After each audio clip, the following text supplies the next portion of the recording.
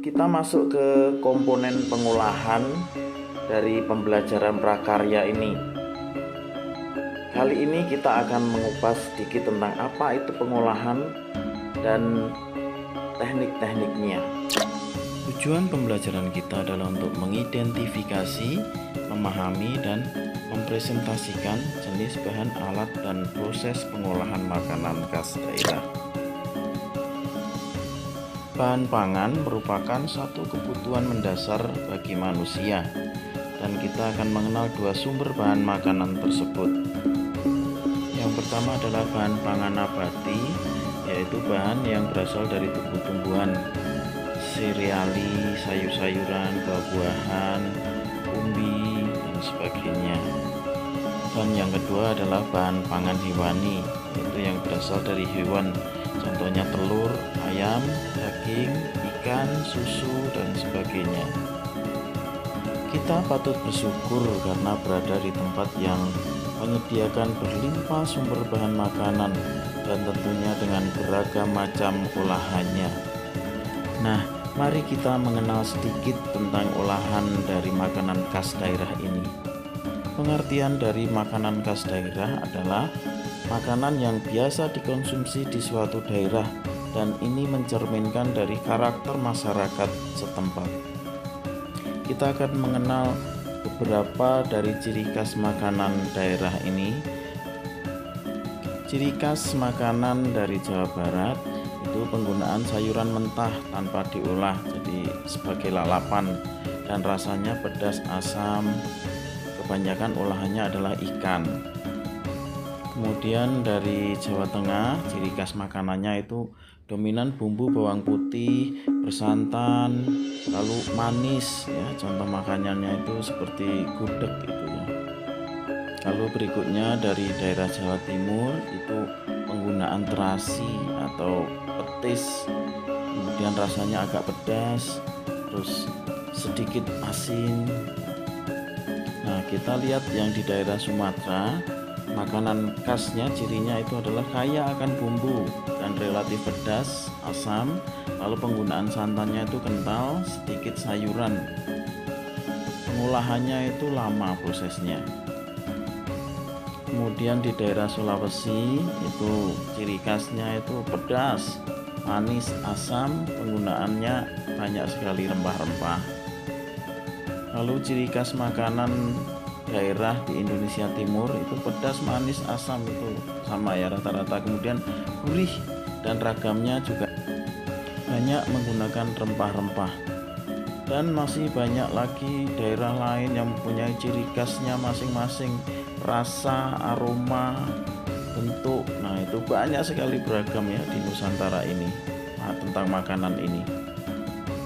Sedangkan kandungan yang terdapat dalam makanan khas daerah itu sendiri adalah nutrisi utama, yaitu karbohidrat, protein, lemak, berbagai mineral, lalu berbagai macam vitamin, dan air. Ini secara umum ya. Nah, kita akan melihat bagaimana teknik dalam pengolahan makanannya. Pertama adalah teknik dalam proses persiapan bahan. Ini adalah menimbang, menyiang, mencuci, memotong, mengocok, merendam dalam bumbu, menggiling, memanir, dan sebagainya. Ini juga merupakan satu kegiatan penting juga dalam pengolahan makanan. Kemudian proses pengolahan dengan teknik pemanasan kering, yaitu memanggang. Ini memanaskan dengan udara panas dan kering di sekitarnya, biasanya dalam oven. Lalu teknik kering dengan cara menggoreng dalam minyak yang banyak, jadi bahan terendam dalam minyak. Lalu mengolah dengan cara menggoreng dengan wajan dangkal, maksudnya dengan menggunakan sedikit minyak. Mengolah dengan cara ditumis, ini juga termasuk teknik pemanasan kering dengan menggunakan minyak yang sangat sedikit.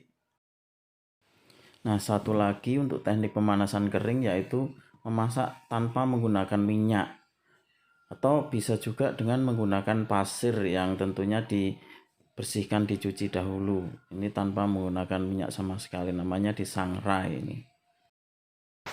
Berikutnya adalah cara pengolahan dengan menggunakan teknik pemanasan basah. Yang pertama adalah merebus. Ini memasukkan semua bahan dalam air atau kaldu yang mendidih dengan suhu 100 derajat Celcius sampai matang. Lalu dengan cara blanching atau mencelupkan bahan dalam air atau minyak mendidih dalam waktu yang singkat atau pendek. Lalu teknik simmering dalam teknik pemanasan basah itu dengan cara mendidihkan secara perlahan-lahan. Berikutnya adalah braising, yaitu dengan menggunakan sedikit air dan tertutup rapat. Berikutnya adalah teknik setup, yaitu memanaskan secara perlahan dengan suhu 95 derajat sampai 99 derajat Celcius dengan menggunakan sedikit air. Lalu poaching atau merebus, ini memanaskan dalam cairan dengan suhu 71 derajat sampai 82 derajat Celcius. Terakhir adalah dengan cara mengukus atau steaming. Jadi ini memanfaatkan uap air panas untuk mengolah atau memasak bahan makanan ini. Berikutnya adalah bagaimana cara penyajian untuk makanan itu supaya mengundang selera atau mengundang minat untuk mencoba mencicipinya. Ini perlu adanya penyajian dan kemasan khusus untuk makanan yang sudah siap saji. Beberapa jenis kemasan tradisional yaitu anyaman daun dari kelapa, daun pisang, kemudian dari kelopot jagung, lalu mangkok dari tanah liat, tempurung kelapa, dan lain sebagainya. Sedangkan kemasan yang praktis saat ini banyak digunakan, yaitu bahannya dari kertas, plastik, aluminium foil, kaca atau gelas, lalu ada dengan kombinasi ya yang tradisional dan yang bahan praktis tersebut.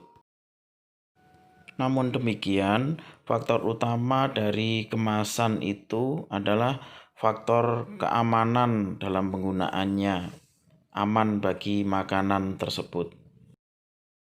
Maka kita akan lihat kriteria dari pemilihan bahan kemasan ini. Yang pertama adalah mampu melindungi isi dari berbagai risiko dari luar. Jadi kemasan ini harus benar-benar rapat. Yang kedua adalah bahan kemasan tidak berbau sehingga tidak akan mempengaruhi cita rasa dan aroma dari makanan.